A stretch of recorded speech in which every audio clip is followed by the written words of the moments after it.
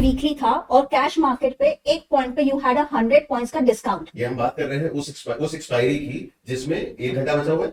आधी घंटा बचा आधी घंटा बचा है, मेरे को पता है आधी घंटे के बाद वो एक्सपायर होने वाला है। Okay, so but thing is कि हम जब स्टॉप लॉसेस कर रहे हैं, हम जब ट्रेड कर रहे हैं, I someone who is looking at the cash market और अपना स्टॉप लॉस सोचता है कि मेरा कैश का भाव ये निकलेगा तब मैं स्टॉप लॉस हिट करूंगा। कैश का भाव निकला नहीं, पर ऑप्शन इतनी तेजी से चल गया कि अगर आपने उसको हिट नहीं किया देन यू आर गॉट। आधे घंटे में जब आपकी फेयर प्राइस 100 पॉइंट नीचे चल रही है, उसका मतलब ये है कि कुछ ऐसे ऑप्शंस हैं जो कैश के हवाले से आपको अभी भी एट द मनी लग रहे हैं, आउट ऑफ द मनी लग रहे हैं, जो कि एक्चुअली इन द मनी है, जो एक्चुअली इन द और उल्टा भी है। यस, ठीक है, तो कहने की बात सिर्फ इतनी है कि it becomes very difficult to trade when you are looking at a different underlying. Imagine yourself trading Nifty options looking at Reliance ka prices. Correct. It is not possible. Exactly like that. If a deviation like this comes, ऐसे situation में become very difficult to trade, because उन options को आप आंकोगे कैसे, उस price को आप आगे पीछे लेके कैसे जाओगे, because at the end of the day those options will have to B,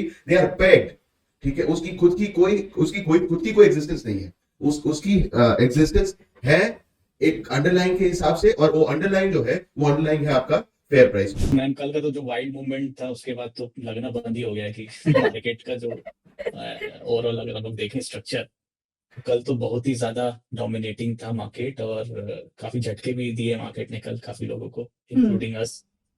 तो देखते हैं, सेंसेक्स एक्सपायरी है और भी यही हुआ है कि अभी जो मार्केट का जो रिजीम चेंज हुआ है, जिसके कारण इतने ज्यादा लोग जीरो डीटी पे, जो पहले हमारे पास था कि चलो ठीक है निफ्टी कर लिया, कभी बैंक निफ्टी कर लिया, कभी मिड कैप कर लिया, कभी फिन निफ्टी कर लिया, बट वो अभी सिंपल सा दिख रहा है कि भाई लोगों को एक ही एक्सपायरी मिल रही है निफ्टी की, और उसमें ही वाइल्ड जो मूवमेंट कल हुआ है वो तो अमेजिंग ही था, out of box. As an technical base पे तो आप देखिए कल का भी जो चार्ट बेस पे था, तो आपको सिंपल दिख रहा है कि मार्केट कुछ अलग तरीके से रिएक्ट कर रहा है।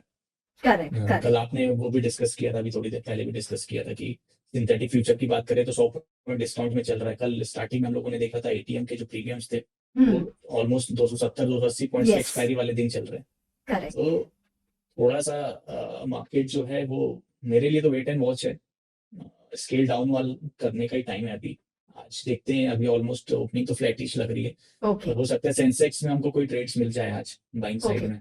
शॉर्ट साइड में मैं स्पेशली फोकस कर रहा हूँ आज। क्लाइंट के एंड पे तो मैसिवली राइटिंग हमने कॉल्स में देखे थे, और कल का दिन लिटरली बहुत बुचर जैसा था, सब लोग को कट कर रहा था, वैसा है। It was very very difficult. So client का ट्रिकी रहा है। ऐसा रिटेल ट्रेडर में आपको इतना बोल सकती हूँ, अगर आपने स्टॉप लॉसेस भी रखे हैं, there was a very high chance कि आपका स्टॉप लॉसेस जंप होता, unless until you are doing a completely hedge strategy. अगर वोलेटिलिटी को कूल ऑफ का स्ट्रेटेजी कर रहा है, सो आयरन बटरफ्लाई या iron condor is the only way you can move out. Nifty में 21 stocks are positive, 29 stocks are negative, 7 sectors are positive, 9 sectors are negative. IT is the top loser, FMCG is the top gainer. तो हम लोगों ने देखा है generally ज्यादा wild movement होता है एक दिन प्रायर, तो मेरे को लगता है थोड़ा सा आज कामनेस रहनी चाहिए मार्केट में, और सेंसेक्स की एक्सपायरी है। हाँ, बट ओवरऑल देखें तो मार्केट तो अभी ऑलमोस्ट फ्लैट ही चल रहा है, कुछ खास एक्टिविटी तो हो नहीं रही है स्टॉक्स में भी और इसमें भी, इंडेक्स में भी।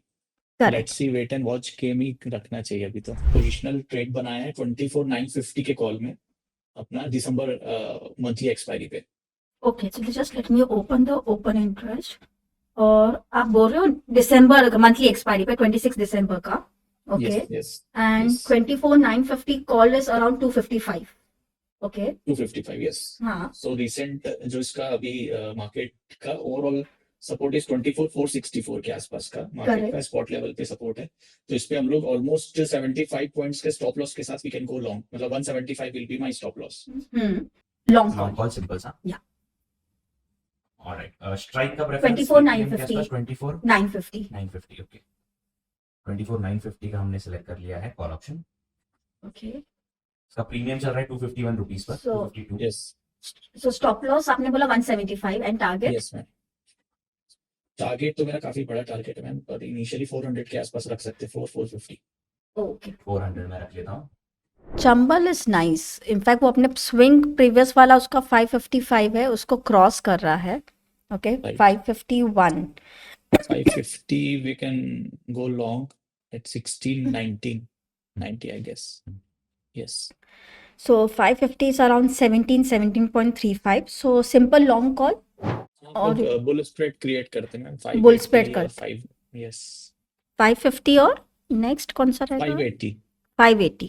Okay, let's add it in the architect. तो एक OTM बुल कॉल स्प्रेड कर रहे हैं हम। No, it's a ATM only.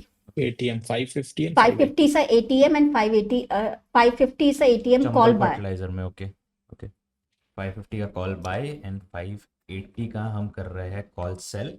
इसमें अगर हम देखें तो द स्प्रेड इज कमिंग 10 रुपए के एज आसपास। 10 रुपीज का Yes. स्प्रेड आ रहा है अंकुश जी। एंड टारगेट क्या रखे इसके? टारगेट मैम जा सकता है ये ओवरऑल 16, मतलब ओवरऑल 580 575 तक तो टच कर ही सकता है, 25 रुपीज में ऑलमोस्ट, मतलब ये हो जाएगा 30। तो 25. 25 will be okay. 25 का हम टारगेट लगा लेते हैं and stop loss stop loss रखते हैं हम लोग, ऑलमोस्ट स्प्रेड हमारा 10 का ही है ना। हाँ, should be make target 20 and stop loss 5, क्योंकि एक्सपायरी दूर है, ओके हाँ जी एक्सपायरी दूर की है ना, तो धीरे धीरे ये बढ़ेगा आई गेस सो, बढ़ेगा। Because as such undertone of the market is not negative, so एक नीजक रिएक्शन पे रिएक्ट करना is not a right way. We should let the market stabilise, and specially जब भी इवेंट ड्रिवन होता है थोड़ा सा जिगजैग होना ही रहता है, वो दोनों तरफ से एक बार पोजीशन कटाता है। So event needs to be done very very slowly and it's not necessary उसके अंदर आपको हाथ जलाना हो। Just like Tina ma'am said, हम सब ने आज जो महसूस किया है वो महसूस भी यही किया है कि 300 पॉइंट ऊपर, 300 पॉइंट नीचे, फिर 200 पॉइंट ऊपर, स्टेबलाइज होने दीजिए, लोगों को अपना एक ओपिनियन बना दीजिए, एक कंसेंसस व्यू आने दीजिए, उसके बाद फिर बाद में ट्रेड करना। रिस्क एक 500-700 मिली सेकेंड का अगर नुकसान आगे पीछे हो गया तो आपका हाथ जल जाएगा। तो ये जो बैंक निफ्टी का सौदा था ना, सुबह सुबह यही था। ऑप्शंस ट्रेडिंग में हमेशा ये एक हिस्सा हमेशा रहा है जो सिर्फ और सिर्फ इवेंट ट्रेड करते हैं, जो सिर्फ और सिर्फ एक्साइटमेंट ट्रेड करते हैं। ठीक है, तो हम आज जो देखेंगे वो यही देखेंगे कि ऐसे सिचुएशन में क्या किया जाए। एक स्टार्टल इंडेक्स लगा दीजिए, उसका स्ट्रैटेजी चार्ट खोल के उसके वेगा की तरफ एक इशारा देखेंगे। एक चीज हमेशा याद रखें कि एट द मनी स्ट्राइक के कॉल और पुट का दोनों का प्रीमियम जब आप ऐड करते हो, और समझिए 10 रुपए का प्रीमियम कॉल का, 10 रुपए का प्रीमियम पुट का, 100 रुपए की स्ट्राइक, तो वो दर्शाता यही है कि 100 रुपए वाला ये स्टॉक 120 जा सकता है, 10 और 10 20, या फिर 80 जा सकता है। एक मूवमेंट की रेंज जो है ना, प्रीमियम वो रेंज आपको दे देता है। इसका फायदा इवेंट वाले दिन बहुत सही होता है।